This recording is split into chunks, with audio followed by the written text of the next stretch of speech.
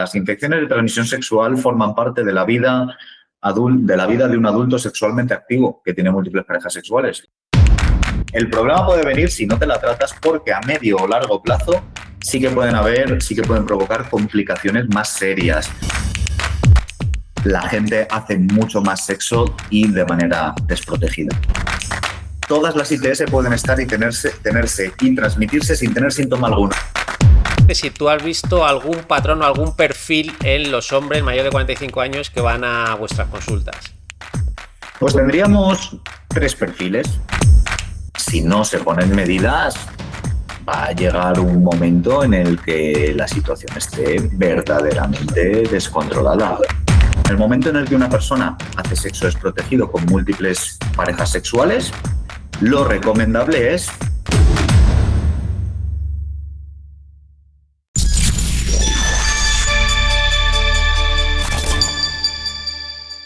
Bueno, Pablo, pues nada, cuéntanos a qué te dedicas, qué es lo que hacéis en vuestras clínicas, cuéntanos un poquito. Bueno, David, a ver, nuestras clínicas son las clínicas Open House y somos clínicas 100% especializadas en lo que sería diagnóstico y tratamiento de infecciones de transmisión sexual. Nuestra misión, por así decirlo, es dar una respuesta empática, rápida y clínicamente precisa a lo que serían los problemas o preocupaciones de nuestros pacientes en lo referente al campo de las infecciones de transmisión sexual y, a su vez, apoyar un poquito a lo que serían las instituciones públicas y otro tipo de organizaciones a ofrecer una información veraz, contrastada mediante estudios científicos acerca del campo de las infecciones de transmisión sexual, puesto que, por desgracia, suele ser un campo en el cual hay bastante desinformación en Internet. Eso te quería comentar antes de empezar con el tema de los hombres mayores de 45, porque sabes que el podcast este va de hombres mayores de 45 años. ¿Tú crees que ahora hay, si no, me imagino que habrá más información, pero crees que se ha vuelto un poco al viva la pepa que había antiguamente? O sea, me refiero, yo vengo de una generación en la que pasamos por el boom del SIDA. Y posteriormente, en los años posteriores, me imagino que habría más cuidado a la hora de tener relaciones sexuales. Pero ¿tú crees que ahora estamos en una época en la que otra vez la gente está un poco descuidando el tema de la protección y de la salud sexual? A ver, yo creo que vamos por épocas, David. Es decir, sí que es verdad que durante el boom del SIDA sí que hubo como una alarma social muy grande, completamente justificada, por supuesto, puesto que en su época el VIH que provocaba el SIDA era una enfermedad mortal, por así decirlo. Y sí que es verdad que durante un tiempo sí que hubo más esa alarma social que ha ido descendiendo. ¿Por qué ha ido descendiendo esa alarma? Son diferentes factores los que intervienen en este proceso. Si nos centramos en lo que sería la parte del VIH, la percepción del riesgo frente al VIH se ha reducido. ¿Por qué? Porque a día de hoy los tratamientos han avanzado muchísimo y ya no es una enfermedad mortal, es una enfermedad crónica, es decir, un paciente con VIH ya tiene que estar en tratamiento para toda la vida, pero la gente ya no fallece a día de hoy, por suerte, por tener esta infección. Eso, la reducción de la percepción del riesgo de contraer VIH versus, otro factor que sería la toma de PrEP. El PrEP, tampoco te voy a soltar una chapa infinita, ¿vale? Porque tenemos que hacerlo un poquito dinámico para tu audiencia. El PrEP, digamos que es la toma del tratamiento del VIH de manera preventiva, o sea, sin tener la infección, para poder realizar sexo desprotegido y, en un altísimo porcentaje de los casos, evitar contraer el VIH. ¿Qué ocurre? Que la gente que está tomando PrEP, ocurre sobre todo en la comunidad gay, pero también es para todos los públicos que sean factor de riesgo, se lo dan las administraciones públicas, ha provocado que la gente, al no poder infectarse de VIH, hayan reducido drásticamente la protección que utilizan en sus relaciones sexuales. Y esto, pues, ha tenido un efecto colateral, que es que el resto de las infecciones, como sería la gonorrea, la clamidia, la sífilis, están completamente disparadas. Eso sería en la parte clínica. Y luego también, pues, a día de hoy, con el desarrollo de todas estas aplicaciones de ligues y de citas, ha provocado también que haya un acceso mucho más sencillo a lo que serían las relaciones sexuales casuales. Entonces, si juntamos estos factores, sí que se podría decir que la gente hace mucho más sexo y de manera desprotegida. Porque claro, corrígeme si me equivoco, cuando la gente piensa en enfermedad de transmisión sexual, lo primero que le viene a alguien a la cabeza es el VIH. Pero es que hay unas enfermedades que son mucho más comunes y bastante más contagiosas, ¿no? Que el VIH, Sí, que la gente no tiene en cuenta, ¿no? tal cual. Además, todo esto sumado, habría otro factor que sumar, que es la carencia de formación e información que tiene la población general en España acerca de las ITS, de las infecciones de transmisión sexual. Normalmente, y bueno, yo te lo puedo contar también un poco, pues desde mi experiencia personal y desde mi grupo de amigos y mi gente cercana, yo soy heterosexual, ¿vale? Yo no soy un hombre gay, pero la gente principalmente están pensando en evitar embarazos. O sea, el motivo para ponerse un preservativo no están pensando en las infecciones de transmisión sexual, están pensando en evitar un embarazo. Y cuando hay otro tipo de factores como la píldora anticonceptiva, etcétera, ya la gente aquí se piensa que esto es alegría y que no puede pasar absolutamente nada. Y sin embargo, ahí están las infecciones de transmisión sexual. Y el problema al cual nos enfrentamos, David, es que esto requiere de un abordaje multidisciplinar y requiere de una concienciación y una educación como en su día se hizo con el VIH. Es decir, en su día se hizo muy buen trabajo con el tema del VIH y el SIDA. Pues lo que hace falta verdaderamente a día de hoy es que se haga ese mismo trabajo con todas las infecciones de transmisión sexual para que la gente sea consciente de cuáles son los riesgos a los cuales se están exponiendo y ya tomen decisiones informadas para cuidar de su propia salud y de la salud de las personas con las que hacen sexo. Sí. Es que incluso a mucha gente, yo hablando este fin de semana, que contándoles que iba a hablar contigo, a mucha gente esto, cosas como la gonorrea o la sífilis les suena a súper antiguo y como que ya no pasa. Sí, pues te aseguro que sí que pasa, que están creciendo exponencialmente. Y yo también he tenido el mismo feedback de pacientes que han acudido preocupados por tener una ITS y cuando les hablo de las diferentes infecciones que son relevantes según tipo de sexo, claro, la gente oye sífilis y dice, pero si eso es de lo que morían Mi abuelo. los reyes y la gente hace 200 años, pues sigue presente, está a la orden del día.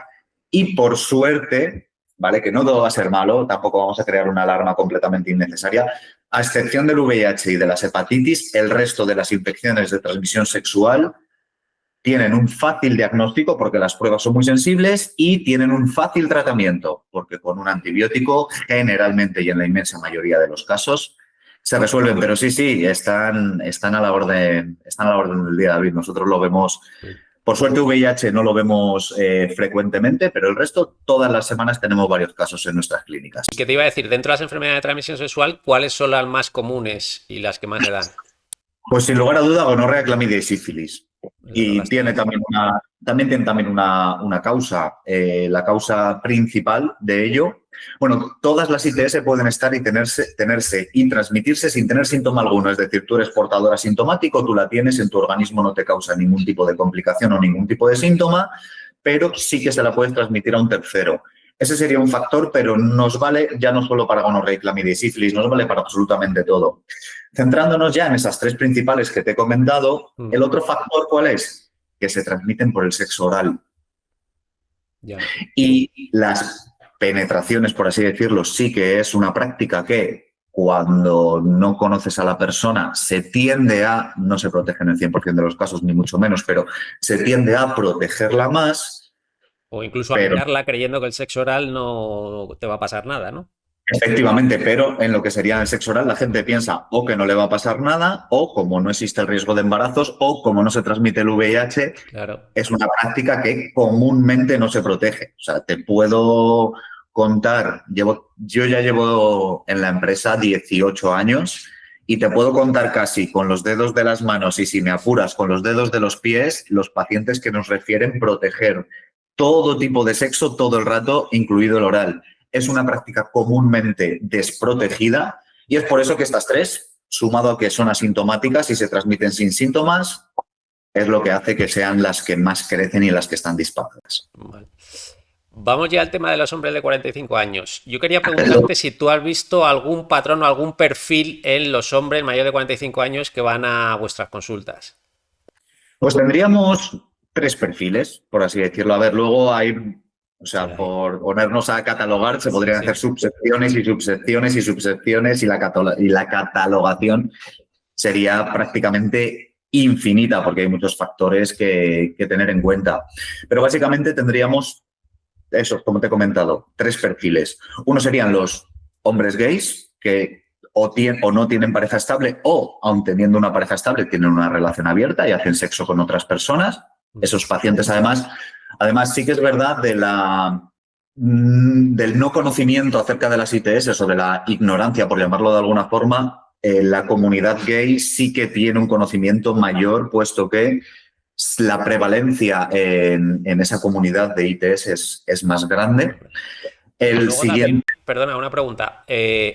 Yo doy por hecho que una persona también de 45 años está informada y tiene un nivel de madurez superior al de una persona mucho más joven y en teoría tendría que evitar las prácticas que no son tan seguras, ¿no?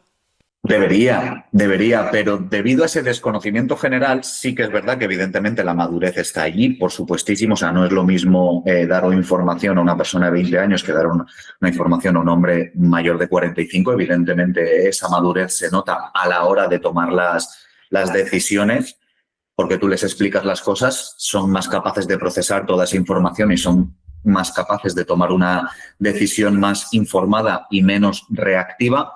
Pero debido a esa carencia de información a nivel general, las personas mayores de 45 tampoco se escapan de ese perfil. Es decir, sí que es verdad que una vez deciden informarse, lo gestionan de una manera mucho más óptima, pero esa carencia de información está ahí y está en todos los grupos de edades. Otro perfil que podríamos destacar de hombres mayores de 45 serían pues los divorciados que han tenido su pareja estable, se han divorciado y han vuelto, digamos, al mercado y a mantener relaciones sexuales con múltiples personas. Y ahí sí que vemos un mayor cuidado por este perfil de personas. Es decir, ya tienen la madurez suficiente para decir, oye, estoy haciendo sexo con múltiples personas, voy a informarme, voy a asesorarme o voy a hacerme unas pruebas, voy a tener ese tipo de información. Y por último, el tercer perfil, David, que podría destacar, pues son los hombres heterosexuales generalmente que hacen sexo fuera de su relación, es decir, tienen su pareja, pero pues tienen sus amantes o tienen sus escarceos amorosos y para protegerse tanto a ellos como a su pareja principal, a su esposa o aunque no estén casados, a su pareja principal, sí que valoran el acudir y realizarse pruebas para comprobar que todo esté en orden. Ya entrando en el tema de las relaciones, me imagino que la única medida y la primordial es ponerse el preservativo a la hora de tener cualquier tipo de intercambio sexual, ¿no? Ya sea vaginal, anal, oral. Efectivamente, o sea, el preservativo, y esto es un mensaje muy importante de transmitir, evidentemente siempre que no se rompa y que esté en buen estado, lógicamente, ¿vale? Vamos a poner también ese matiz. Nos protege de prácticamente todas las infecciones de transmisión sexual. Solamente habría 2 que se transmiten por contacto directo de piel con piel, que serían el virus del papiloma humano y el herpes, que ahí el preservativo reduce la probabilidad de contagio, pero no lo elimina del todo. Pero para todo lo demás, un preservativo en buen estado evita la transmisión de una infección de transmisión sexual. Por lo tanto, si lo que queremos es evitarlo a toda costa, uso del preservativo para todo tipo de relaciones.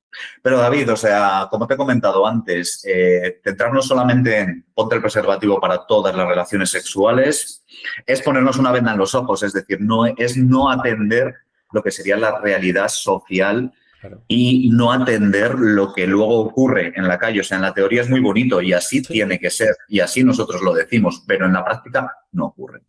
Es decir, en la práctica no se protege el sexo todo el tiempo. Entonces, ¿cuál es la otra alternativa? La realización de pruebas diagnósticas de infecciones de transmisión sexual. Es decir, si una persona tiene múltiples parejas sexuales, no es necesario esperar a tener un cuadro clínico o síntomas para decir, oye, esto que me pasa, voy a ver si es una infección de transmisión sexual. En el momento en el que una persona hace sexo desprotegido con múltiples parejas sexuales, lo recomendable es hacerse un chequeo de infecciones de transmisión sexual, puesto que, como te he comentado antes, pueden estar y transmitirse sin síntoma alguno.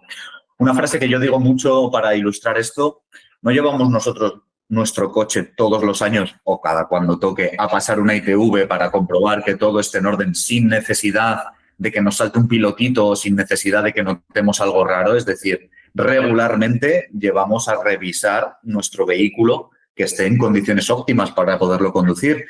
Pues lo mismo si tenemos múltiples parejas sexuales. Ojo, una relación monógama cerrada no tiene por qué hacerse pruebas, no tiene ningún sentido. Se recomienda que ambos de la pareja se hagan un chequeo al iniciar la relación y si todo está en orden, a partir de ahí no tiene ningún sentido que ese perfil de personas se haga pruebas. Pero si eres ya sea un hombre mayor de 45 o cualquier tipo de persona que tiene múltiples parejas sexuales, lo recomendable es hacerte tu ITV, al igual que se la haces al coche todos los años. ¿Y qué te iba a decir? Aparte del sexo desprotegido, ¿hay otras prácticas que incrementen el riesgo de la transmisión de enfermedades de transmisión sexual? Hay ciertas infecciones, David, que podrían ser pues las que se transmiten por sangre, que podrían ser el VIH o las hepatitis, que contacto directo de sangre con sangre, ¿vale? Es decir, pues, por ejemplo, ahora ya, pues también por suerte esa tendencia se ha reducido, pero pues en los años 80 y 90 estaba había un auge grande el tema de la heroína, el tema de la administración de drogas inyectadas. Pues el compartir jeringuillas para la administración de drogas puede ser otra causa de adquirir VIH o hepatitis. En este caso no sería transmisión sexual, pero sí que sería otra vía de contraerlas. Y aparte de eso, pues lo que te he informado sería el virus del papiloma y herpes, que se transmiten por contacto directo de piel con piel o piel con mucosas.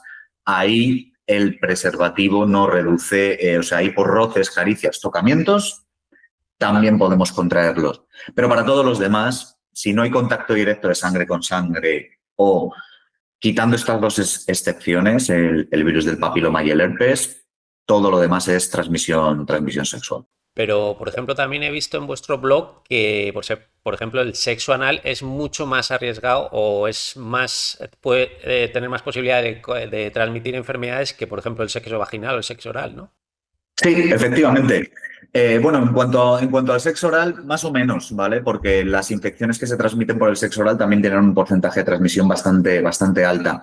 Pero sí, eso sí que aplica en cuanto al VIH o en cuanto a las hepatitis. ¿Por qué? Por pura biología, en este caso, David. Es decir, biológicamente las vaginas están diseñadas para que se les inserten penes y cuando se insertan en el recto eso se hace por diversión, no se hace por biología, ¿vale? O sea, efectivamente, o sea, lo hacemos por por un tema lúdico o por un tema sexual o por un tema, bueno, cada uno por el tema que le dé la gana, pero no, el recto no está diseñado biológicamente para que se les inserten penes. Entonces, ¿qué ocurre? Que es un sexo más traumático, donde hay más roce, donde hay más sangre, donde hay más secreciones. Y básicamente es por eso, es decir, no quiere decir que practicar un tipo de sexo tenga más riesgo que otro, pero sí que la propia naturaleza del sexo anal hace que sea más traumático, más roces, más sangre, más mucosa expuesta a fluidos. Y es por eso que es más infeccioso que el sexo vaginal, por ejemplo. Vale, y otra cosa que te quería comentar era el tema del periodo ventana, porque hay mucha gente que a lo mejor tiene relaciones sexuales y al día siguiente, por lo que sea, porque se arrepiente, porque estaba borracho, por tal cual cosa, enseguida se empieza a agobiar y quiere ir a hacerse unas pruebas de este tipo. Entonces, cuéntanos un poquito cómo funciona el tema del periodo ventana. Pues sí, efectivamente, David. Además es algo que nosotros también lo vemos en nuestras clínicas muy frecuentemente. O sea, de hecho, vemos llamadas a las 4 de la mañana, a las 5 de la mañana o correos electrónicos. Decimos, esta persona acaba de hacer sexo, le acaba de entrar la preocupación y la paranoia y se piensan que somos una helpline 24/7, que estamos aquí para orientarles y asesorarles. Efectivamente, hay gente que ante una práctica sexual que no se esperaba o que, como tú dices, pues se arrepiente a posteriori, etcétera, le entra un poco la preocupación y la paranoia acerca de las infecciones de transmisión sexual y lo quieren para allá. Y aquí también quiero aprovechar para introducir un tema que es la falta de un consenso unificador en la Sociedad Española la Sociedad Española de Microbiología tiene su guía clínica, pero no hay un organismo regulador que haga que todas las entidades que nos dedicamos a este campo, a este sector, tengamos que tener unos criterios unificados. Entonces, si topas con la empresa incorrecta, te van a decir, sí, por supuesto, vente y te hacemos la prueba. ¿Cuándo fue el contacto? Hace 2 horas. Sí, vente, que vamos a comprobar que esté todo en orden. Y no sirve para absolutamente nada, porque efectivamente, como tú has resaltado, estas pruebas tienen lo que sería un denominado periodo de ventana. El periodo de ventana es el tiempo desde la posible exposición de riesgo hasta que las pruebas ya tienen una buena fiabilidad. Además, esto puede ser o cuando empiezan a aparecer síntomas o sin ningún tipo de síntoma alguno. De hecho, cuando un paciente ya empieza a manifestar síntomas de una enfermedad, de una infección de transmisión sexual, ya se entiende que la infección es detectable mediante pruebas. Entonces, en este caso, si alguien, aunque ahora hable del periodo de ventana, indique los diferentes periodos de ventana, etcétera, si alguien tiene síntomas, que no espere a cumplir el periodo de ventana, o sea, que acuda a ver a un médico lo antes posible para que se le resuelva su situación lo antes posible. Pero cuando un paciente está completamente asintomático, sí que tiene que respetar este periodo de ventana, porque hacer unas pruebas unas horas después o un día después de una relación sexual no sirve para absolutamente nada. Hay que dejar un margen de tiempo para que esos microorganismos se asienten en el cuerpo, se multipliquen y sean detectables mediante las pruebas diagnósticas. Me imagino también que mucha gente se agobiará enseguida, después de haber tenido la relación sexual, y empezará a creer que tiene síntomas de algo cuando en realidad son agobios o preocupaciones que no tienen nada que ver. Me imagino que también veréis mucho de eso, ¿no? Muchísimo, muchísimo. Además, hay un perfil bastante recurrente en este tipo de agobios o obsesiones o preocupaciones sin fundamento, porque verdaderamente hay gente que ha hecho sexo completamente protegido y que tiene un agobio y que piensan que tiene un VIH y ocurre. Y generalmente se suele mezclar con cuando ha sido una relación sexual extraconyugal, es decir, alguien que no es infiel de manera habitual y que por una circunstancia, un contexto concreto, una situación determinada, pues ha ocurrido. Y ese sentimiento de culpa, eso que ellos sienten dentro por esa situación, les acaba desarrollando o generando lo que sería una obsesión o una preocupación desmedida acerca de las infecciones de transmisión sexual. Por desgracia, es algo que ocurre bastante a menudo. Nosotros, a nivel preventivo, más bien que a nivel preventivo, a nivel salud mental, hacemos hasta una única prueba, solamente una, sin necesidad clínica. Me explico, un paciente que ha hecho todo tipo de sexo protegido y está muy preocupado por el tema del VIH, nosotros previamente le desaconsejamos que haga la prueba porque aquí nosotros estamos también para asesorar y para orientar a los pacientes y para educar. Le decimos, mira, si el preservativo ha estado en buen estado, ¿has comprobado el preservativo? Sí, lo comprobé. Pues no tienes que hacerte ningún tipo de prueba. Aún así, hay pacientes que insisten. Una única prueba nosotros se la hacemos porque en un porcentaje relativamente alto, no altísimo, pero sí relativamente alto, esa prueba ya como que les sirve de, vale, tengo un papel que me está diciendo que todo está en orden y les elimina esa preocupación. ¿Qué ocurre en otros casos? Que entran en un ciclo de comprobación continua y absoluta y de realización de pruebas indiscriminadas, con lo cual nosotros, como sabemos que eso no ayuda a nuestros pacientes, no somos partícipes. Se hacen la prueba, se les baja la ansiedad y luego ya empiezan los ISIS. ¿Y si yo soy el 0,01 que no detecta la prueba? ¿Y si no he cumplido el periodo de ventana por unas horas? ¿Y si en esta clínica han confundido mi muestra? Empiezan los ISIS, vuelve a subir el pico de ansiedad, están otra vez descontrolados y quieren hacerse una nueva prueba.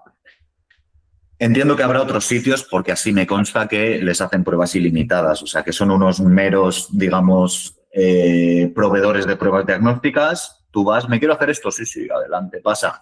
Aquí en Open House no, aquí en Open House estamos para ayudar a los pacientes y resolverles la situación. ¿Qué es lo que les ayuda? Pues nosotros evidentemente no nos metemos en temas personales y lo que les aconsejamos es que busquen apoyo de un psicólogo, de una psicóloga clínica que les ayude mediante terapia cognitivo-conductual a mantener bajo raya o bajo control este tipo de pensamientos intrusos. Pero ¿sabes qué es lo que luego nosotros hemos comprobado por nuestra experiencia que verdaderamente resuelve la situación? A ver, sorpréndeme. Confesar. En el momento, es verdad, en el momento que confiesan la situación, esa obsesión desaparece. O sea, es ese sentimiento de culpa lo que está generando ese comportamiento obsesivo continuo acerca de las infecciones de transmisión sexual. Esto ya es una opinión personal, ¿vale? Sí, Yo no soy sí, no, yo psicólogo. de hecho te lo preguntaba porque lo he notado en los comentarios de los posts que tenéis en vuestro blog, he notado un mogollón de veces esto, que la gente está más traumatizada por la experiencia en sí que por no el tener, que por haber se contagiado con algo, ¿no? Sí, efectivamente. Entonces trasladan esta preocupación a un posible contagio y se ve claramente en los posts o en los comentarios que hay en vuestro post. Bastante curioso. Nosotros, sí, sí, es súper curioso, David. O sea, nosotros hemos tenido múltiples pacientes que nosotros además, o sea, cualquier paciente puede venir aquí, hablar con nosotros le asesoramos, nosotros le calmamos, nosotros le tranquilizamos. De hecho, aunque nos neguemos a hacerle la prueba, hay pacientes que ese refuerzo positivo para bajar sus niveles de ansiedad es o haciéndonos una llamada o acudiendo incluso presencialmente, oye, quiero hablar con Pablo o quiero hablar con X persona de mi equipo que ya les haya atendido, etcétera, y nos utilizan para eso. Y cuando ya les hemos dejado de ver, luego han acudido a lo mejor al tiempo simplemente a visitarnos, ¿vale? O a traernos algún detallito por cómo nos hemos portado con ellos, etcétera. Para deciros que Y habían nos confesado y que estaban tranquilos. Y cuando verdaderamente se les ha quitado esa obsesión acerca de las ITS, sin riesgo, porque hay gente que se preocupa y verdaderamente tiene que preocuparse, porque a lo mejor ha hecho múltiples prácticas sexuales desprotegidas con múltiples personas y tienen razón, o sea, se tienen que hacer esas pruebas, pero la gente que se las hace sin motivo, generalmente suele haber detrás un componente psicológico muy importante y generalmente, y digo generalmente porque no todos los casos son así, el hecho de haber hecho sexo fuera de su pareja es lo que desencadena toda esta situación. Oye, y volviendo ya al tema del periodo de ventana, ¿cuál es ese periodo de ventana? Me imagino que dependerá de la enfermedad, pero más o menos en cuánto puede estar. Pues mira, aquí nosotros lo que hacemos, David, es revisar cada año todas las guías clínicas que salen, todas las actualizaciones de guías clínicas, no al 100% lógicamente, pero sí de las organizaciones de peso en el campo, como sería la Sociedad Española de Microbiología, como sería la BASH, que es la organización británica frente a las ITS y el VIH, UISTI, que es un congreso internacional acerca de infecciones de transmisión sexual. Nosotros nos leemos cada año, bueno, yo personalmente no, mi director médico es el que lo hace, todas las actualizaciones y guías clínicas y en base a eso se van cogiendo diferentes informaciones para definir los periodos de ventana, porque de nuevo, no es una ciencia exacta, hay mucha información acerca de periodo de incubación, que es diferente a periodo de ventana. El periodo de incubación es cuánto de media tarda una infección en provocar síntomas. Pero como te he dicho ya en reiteradas ocasiones, David, estas infecciones pueden estar y tenerse sin síntomas. Entonces, nosotros cogemos toda esa información y juntándolo también con nuestra experiencia clínica, definimos unos periodos de ventana. Para nosotros también poder ofrecer una información más veraz a nuestro público y a nuestros pacientes, nosotros lo diferenciamos como mínimo, recomendado y máximo. El mínimo sería a partir del cual ya se pueden hacer pruebas con una fiabilidad aceptable.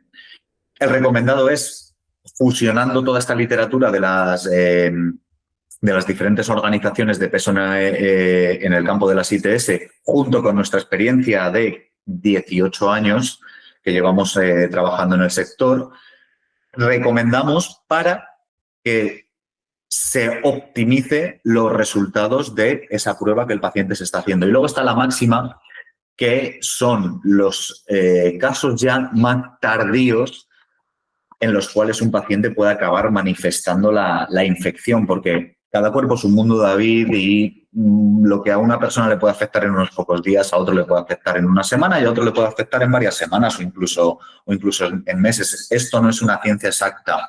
Pero centrándonos en los periodos de... Perdona una pregunta. El que tú seas asintomático y no tengas síntomas de ninguna de estas o de alguna de estas enfermedades, ¿tú puedes vivir con eso para siempre o en algún momento se va a vas a sentir algo o vas a tener algún problema derivado de eso? Pues es una pregunta muy buena. No hay una información que nos diga, como te digo, esto no son matemáticas, ¿vale? Entonces, no hay una información exacta. Por nuestra experiencia, nosotros sí que hemos tenido pacientes refiriendo contactos sexuales únicos hace años y en los cuales hemos detectado una infección de transmisión sexual. No obstante, no es lo común, no es lo habitual. ¿Puede haber casos? Por supuestísimo que puede haber casos, pero lo normal es que permanezcan durante un tiempo asintomáticas y que al final, o por una descompensación en el sistema inmunitario de la persona, o por propia proliferación de la bacteria o del virus en el interior del organismo, acaben manifestando síntomas. ¿Cuánto es este periodo? Pues no te lo puedo decir. Puede ir desde unos días, puede ir hasta semanas, puede ir hasta meses y nosotros hemos visto casos reportados de años. También es lo que a nosotros nos han contado, David, porque esa es otra cosa. Una cosa es lo que te Sí, lo que cuentan te y cuenta y otra otra lo que de verdad han hecho. la realidad. Entonces, bueno, centrándonos en los principales periodos de ventana, pues aquí habría que diferenciar entre las bacterias que se pueden encontrar en las zonas, ya sean genital, faríngea o rectal, que el periodo de ventana recomendado es de una semanita, el máximo es de 2 y el mínimo de 3 días. Y luego tenemos ya las infecciones que se detectan mediante sangre, que sería la sífilis, por ejemplo, que esa tendría un periodo de ventana recomendado de 3 semanas. De hepatitis, que el periodo de ventana, las hepatitis, el periodo de ventana recomendado serían 6 semanas. Y en lo referente al VIH, hay diferentes pruebas. Entonces, según la prueba que se haga, tiene un periodo de ventana u otro. La primera prueba que se puede hacer sería la prueba de PCR, que habrás escuchado mucho el término Sí, PCR durante el claro. COVID. La gente cuando le decimos, vamos a hacer una prueba de PCR, dice, ¿me vais a meter algo por la nariz? No. PCR es la técnica y dependiendo del bicho o del microorganismo que se quiera buscar, la muestra será una u otra. En el caso del COVID había que meter un palito por nariz porque se metía en la zona, se depositaba, mejor dicho, más que metía en la zona nasofaríngea. Pero aquí tenemos que buscar las diferentes zonas, ya sea vaginal, ya sea anal, ya sea faríngea o, en el caso de los hombres, una muestra de orina, que por suerte, antes cuando yo empecé a trabajar, te hacía un exudado uretral, es decir, había que meter un palito por la uretra, que es algo bastante molesto y bastante incómodo y que le preocupa mucho a nuestros pacientes. Nosotros ya desde hace muchísimos años lo gestionamos mediante la prueba mediante una muestra de orina. Vale.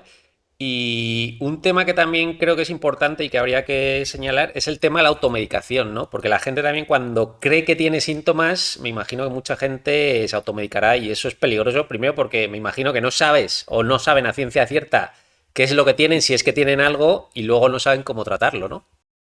Pues efectivamente, David, o sea, aquí nosotros pues vemos todo tipo de situaciones y todo tipo de casos y ya tampoco me voy a meter a otras cuestiones.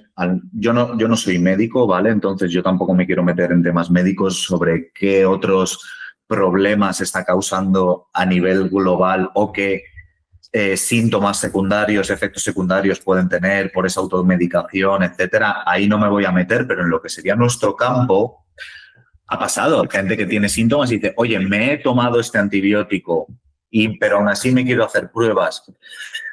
Pues tenemos una malísima noticia para ti, porque aunque no sea el antibiótico de elección, todos los antibióticos, salvo que sea 100% resistente, que es complicado, ¿vale? Que una bacteria sea 100% resistente a los antibióticos. Hay casos, ¿vale? Pero no es lo habitual. Va a tener un impacto en la población bacteriana.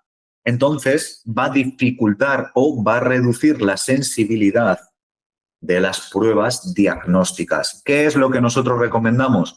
Pues según el antibiótico que se haya tomado, tienen que esperar entre 2 y 3 semanas para poder hacerse la prueba. O sea, fíjate, David, lo que te estoy comentando, que si tú tienes una relación sexual de riesgo, puedes hacerte la prueba una semana después, pero si por tu ansiedad, por tu estrés o porque has querido como adelantar proceso, te automedicas y te tomas un antibiótico que tú tienes por casa, ya no vas a tener que estar esperando una semana, vas a tener que estar esperando entre 2 y 3 para poderte hacer las pruebas con fiabilidad. Eso por la parte que yo soy experto, porque yo originalmente, aunque ahora estoy en gestión, yo originalmente vengo de laboratorio, Pero luego también está la parte clínica, que aunque no sea médico, me voy a meter un poquito. Se están generando resistencias en determinadas bacterias de transmisión, de infecciones de transmisión sexual. Sobre todo sería en el Mycoplasma genitalium y en la gonorrea también. Hay gonorreas muy resistentes a antibióticos y que son verdaderamente un problema. Entonces, la automedicación, por supuesto, está desaconsejadísima y en la parte que a nosotros nos afecta es doble.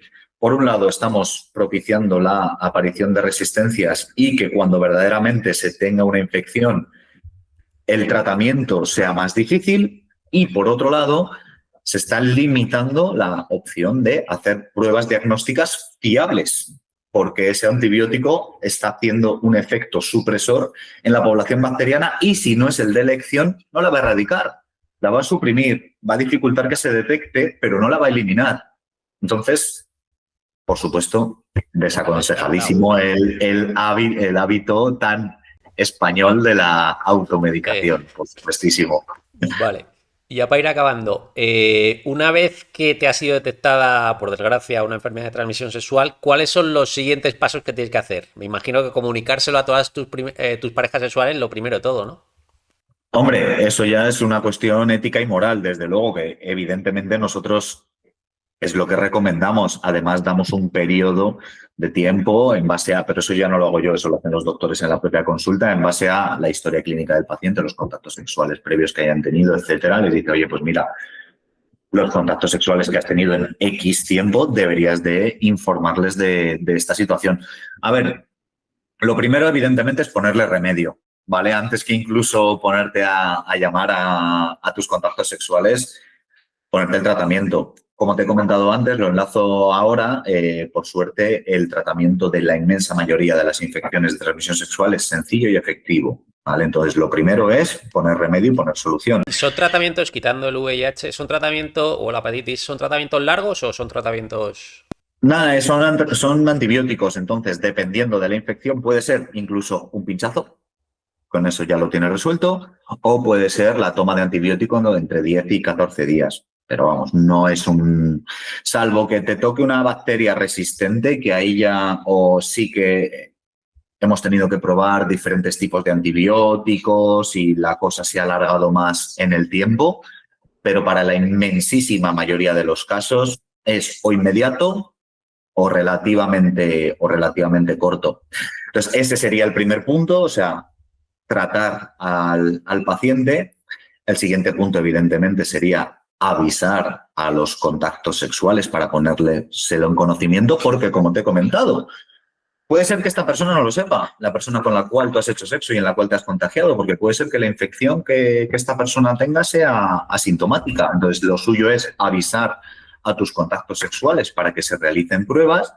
Y ya por último, para cerrar el caso del todo, no en todas las infecciones, pero sí en muchas, te recomienda realizar un test of cure, un test de cura, para comprobar que el tratamiento ha sido efectivo y se ha erradicado esta infección de nuestro organismo. Y ahí ya digamos que ya el caso estaría cerrado, a excepción del VIH, que como hemos comentado, ahí eso opera, tiene otra lógica completamente diferente. Ahí ya lo primero es derivar a salud pública, al médico de familia, para que el médico de familia pueda derivar a medicina interna y ya se pueda poner tratamiento. Porque una de las cosas que es una de las carencias que tenemos en España en este aspecto, que los tratamientos contra el VIH no se pueden adquirir en las farmacias regulares. Es decir, tú no puedes ir a la farmacia de tu barrio a pedir tu tratamiento contra el VIH. No. ¿Cómo se hace?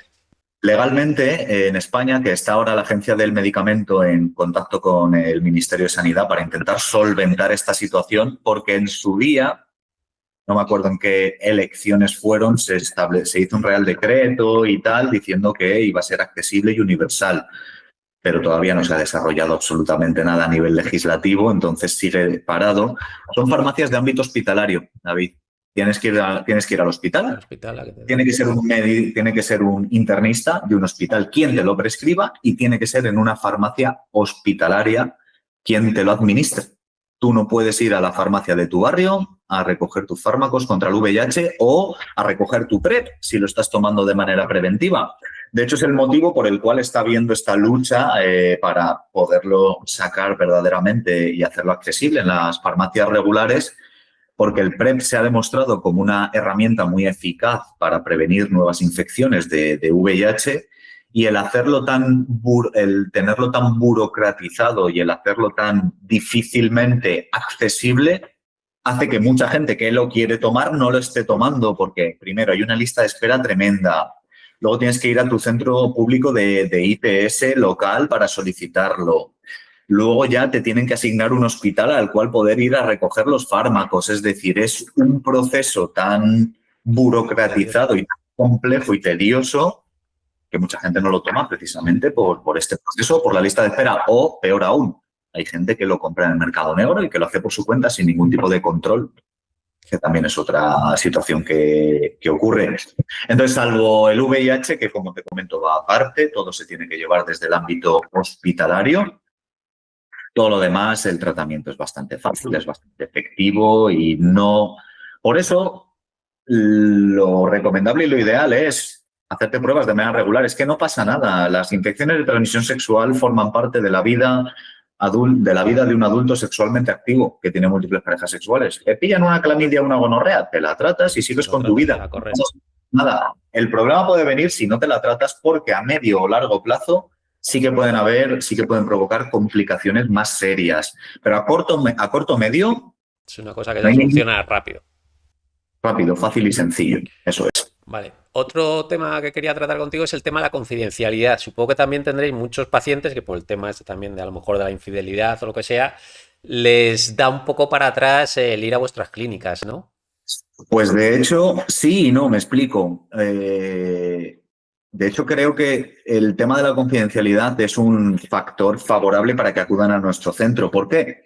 Porque nosotros tenemos una base de datos propia, el cual el sistema público no tiene ningún tipo de acceso. Es decir, nosotros, todos los datos de nuestros pacientes es en una aplicación propia, un desarrollo a medida, por supuesto con unos niveles de seguridad de la hostia, o sea, faltaría más, pero que no tiene acceso al sector público. Entonces, de hecho, un perfil de paciente que acude es el que no quiere que haya ningún tipo de registro sobre su salud sexual en su médico de familia, porque el que le ve a él también ve a su madre, también ve a su mujer y también ve a sus hijos a lo mejor.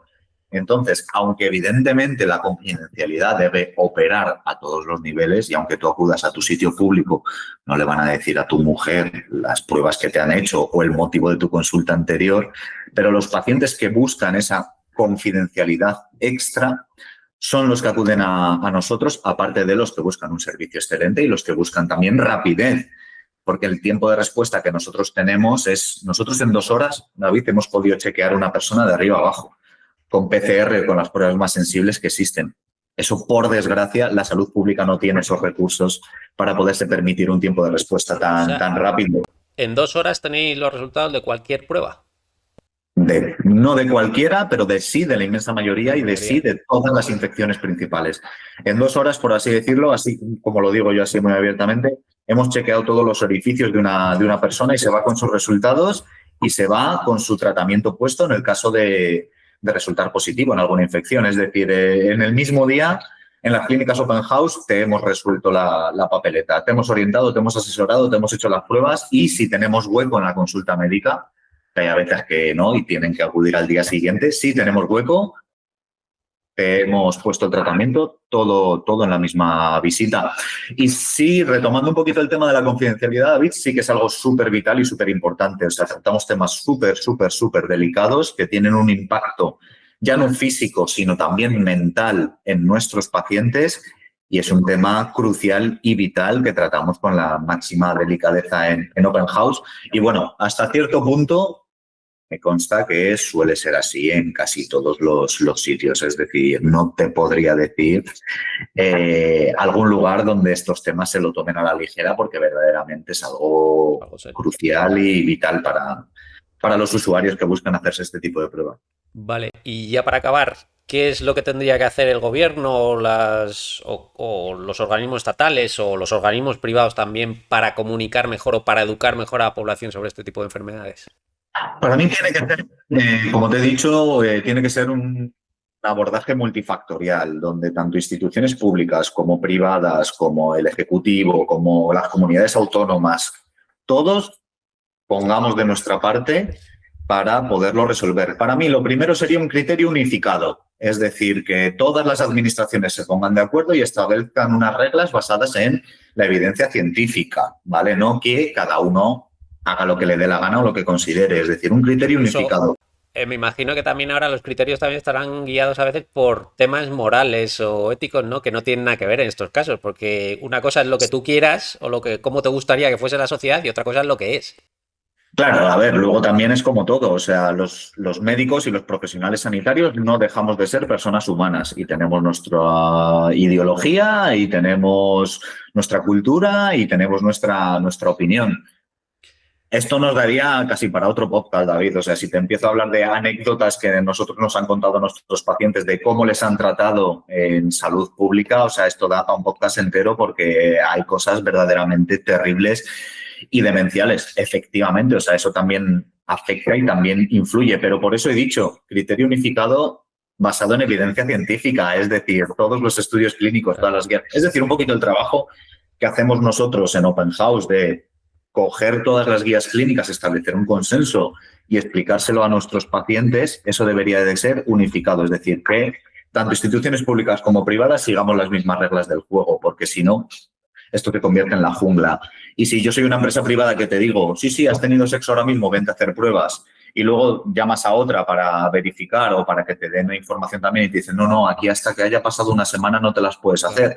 Si a ti, desde tu desconocimiento, te está diciendo un profesional del campo, vente ya, ¿dónde vas a ir? Al que te dice vente ya, lógicamente, porque tú quieres resolverlo lo antes posible. Luego hay gente que sí que dedica más tiempo a informarse y acaban viniendo con nosotros porque ven que la información que nosotros damos está respaldada mediante estudios científicos. El segundo punto, información y concienciación. Hace falta muchísima, continua y constante. Al igual que en su día se hizo contra el VIH y el SIDA, lo mismo. Aquí lo que se hace es, cada vez que se publica el informe anual de epidemiología, los medios de comunicación sacan alguna noticia, le dan un poquito de tiempo en el telediario, te hacen alguna campañita pública para fomentar el uso del preservativo y ya con eso digamos que ya se ha cumplido el cupo. No. Esto tiene que ser una campaña continua y constante y desde todos los ámbitos, medios de comunicación, empresas privadas, sector público, comunidades autónomas, gobierno central, para crear esa conciencia y generar ese conocimiento en la población general, que sí que ocurre en otros países. O sea, a mí, por ejemplo, David, me viene un paciente holandés, un chavalito de 20 años holandés, y me viene, no, pues me quiero hacer este tipo de pruebas porque sé que en base a mis prácticas he tenido riesgo para esto, esto y esto, pero bueno, como tampoco quiero gastarme tanto dinero, vamos a quitar de la ecuación la del VIH porque sé que aunque sea lo que más preocupa, tiene menos riesgo tal, y yo me quedo y digo, joder, ¿qué me has hecho tú ya mi trabajo? Vale, perfecto, pues pasa y te lo hacemos. Y eso no ocurre en España, generalmente. Hay gente que sí que tiene interés personal, se ha informado por su cuenta y también hay gente que viene con unos conocimientos que yo les digo muchas veces de broma, oye, ¿te quieres quedar tú aquí? Me voy yo a almorzar y te dejo aquí pasando consulta o atendiendo pacientes. Entonces ese sería el segundo factor, o sea, y asesorar, informar y formar a la población general acerca de riesgos y deberes. ¿A qué te estás exponiendo y cómo puedes prevenirlo? Y no limitarnos solo al uso de uso condón, uso condón, uso condón, que es el mensaje que hay que transmitir porque es lo que verdaderamente evita, pero no es la conducta social, no es lo que hace la sociedad en la que vivimos, David. Y ya el tercer factor, campañas de cribado masivo, es decir, sobre todo a poblaciones de riesgo, pero también a población general. Yo entiendo que la salud pública no quiera asumir el coste de una persona que no ha tenido ningún tipo de riesgo hacerle pruebas de ITS, porque evidentemente esto es un coste para la salud pública, ¿vale? Pero personas que mantienen relaciones sexuales desprotegidas con múltiples personas, es que al final es coste efectivo para la salud pública, porque te vale muchísimo menos a medio largo plazo, claro.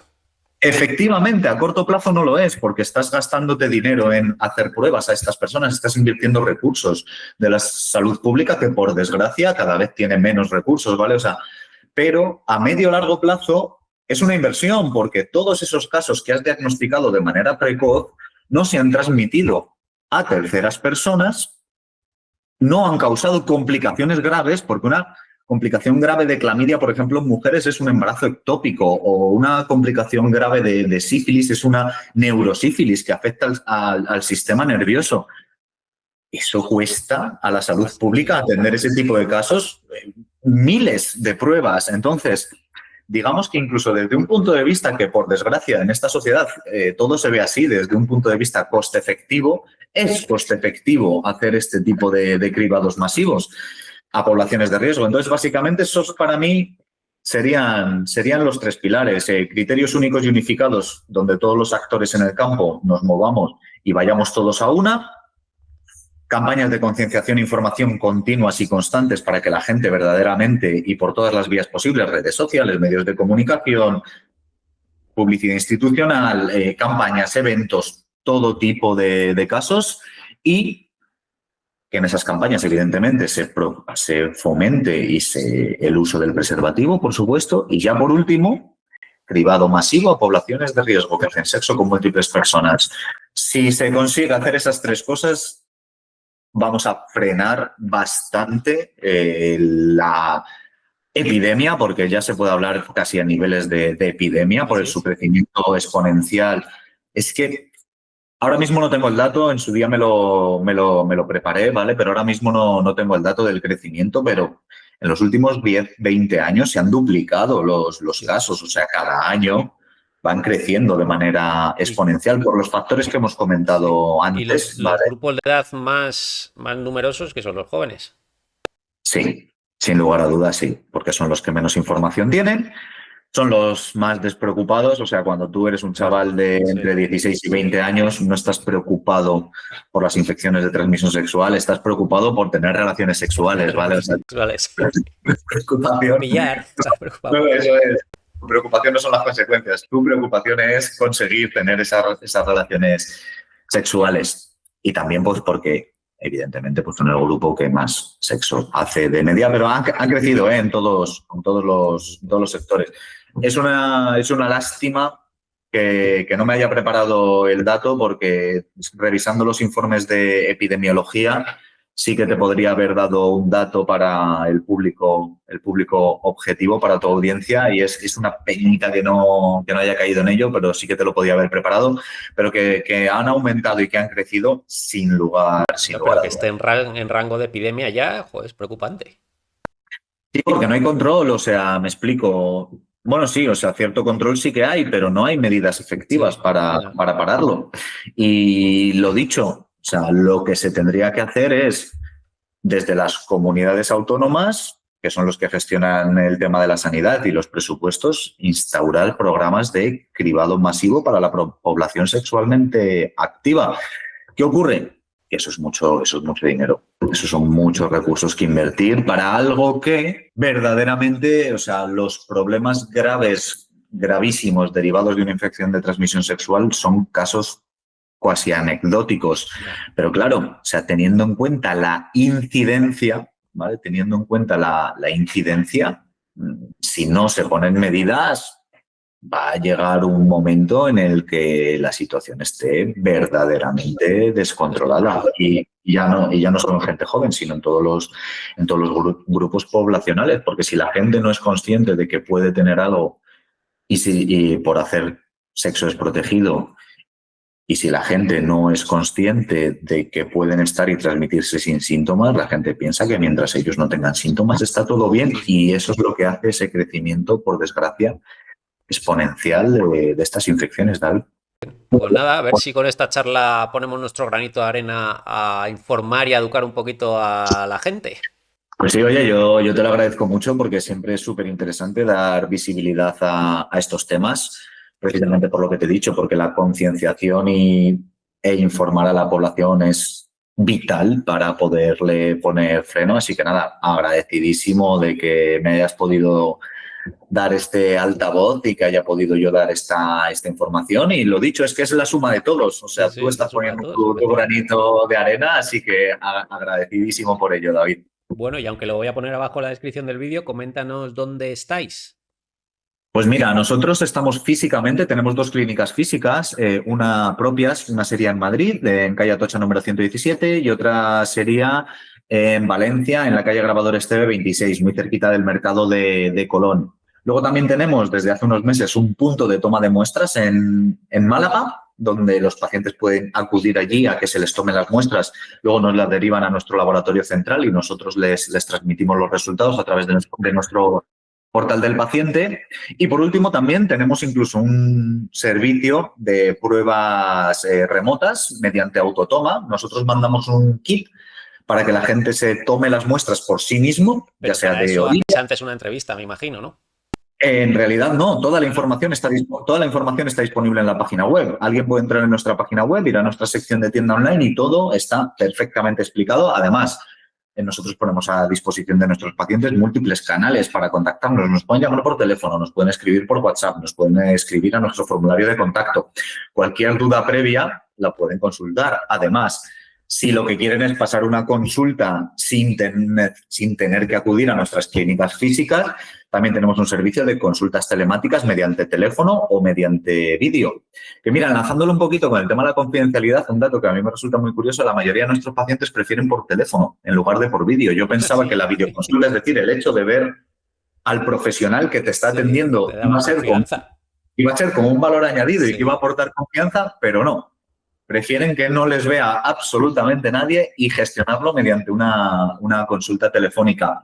Entonces, o mediante una consulta previa, o mediante la información de la web, o escribiéndonos en cualquiera de nuestros canales para conseguir información, o viendo la información que tenemos en la web, que es muy completita, sobre para qué sirven las pruebas, periodos de ventana, cómo tomar las muestras. O sea, tenemos 1000 recursos para informarles.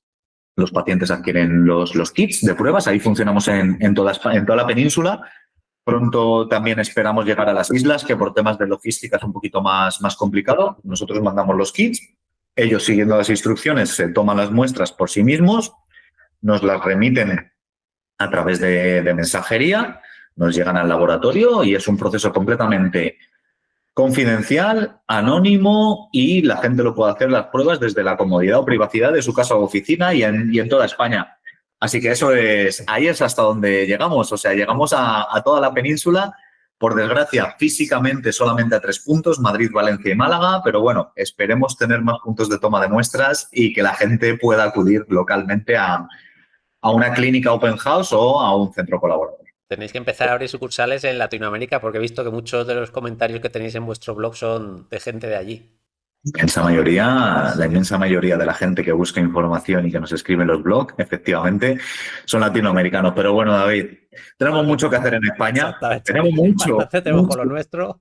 Vaya, queda mucho Sí, que sí. hacer y mucho que aportar tenemos nosotros en nuestro país. Pero sí, sí, sin lugar a dudas, en el momento en el que yo ya diga, hemos llegado al límite, ya más no se puede hacer Sí, sí. aquí, pues por supuestísimo abrir otros mercados en Latinoamérica o en Europa, sin lugar a duda, que extender el modelo de Open House, que es algo que creo que es bastante positivo por lo que te he comentado, el tema confidencialidad, el tema enfocarlo desde un punto de vista empático, es decir, la gente muchas veces viene con quejas de cómo les han tratado por Claro. explicar este tipo de problemas, cómo otros profesionales médicos les han hecho sentir. Nosotros no, o sea, aquí nosotros te vamos a orientar y te vamos a asesorar desde la profesionalidad.